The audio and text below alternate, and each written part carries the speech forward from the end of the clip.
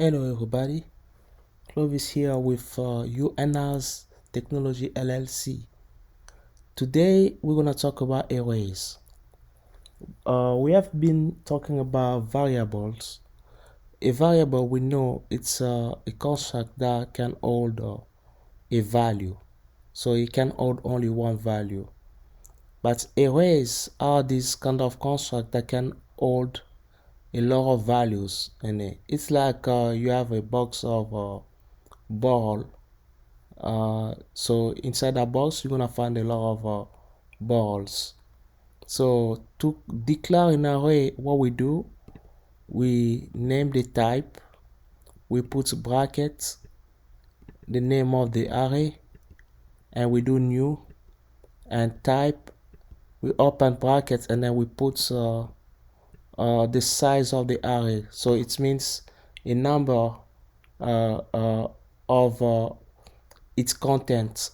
So this number determines the limits of what an array can hold.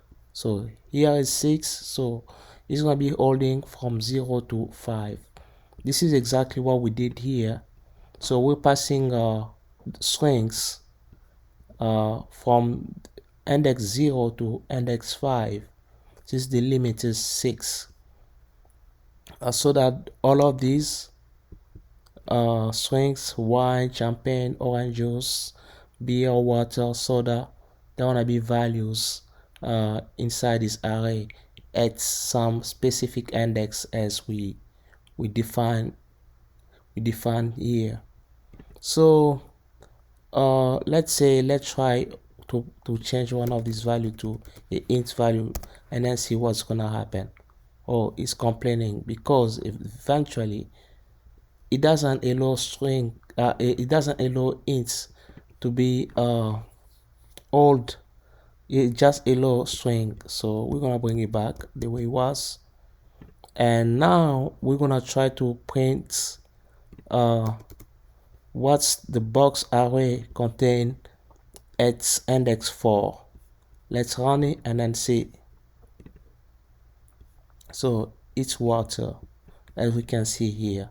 So at index 4 we put water. That's why when we do box at 4, system outprint box at 4 is giving us water. So let's say at 4, before printing it, we switch the value here. Let's see what's gonna happen. So let's run it. Now instead of having water, we're having smoothie because we changed the value of inside the box array at index 4 to smoothie. There is also a way to print up the whole array, like eventually all the elements, to see what's it's in this array. We use for loops. So I want to uncomment this so that you can see what's happening, and we're gonna run it. So we have everything as it was before. You can see water there. Since at this moment, at this stage right here, when we're printing it from here to here, like we're printing it here, water is still at 4.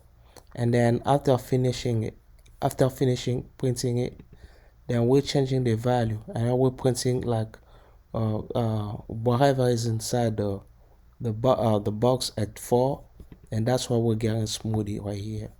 So this is how an array is created, and also how we pass values inside the array and how we change values. That's it for now.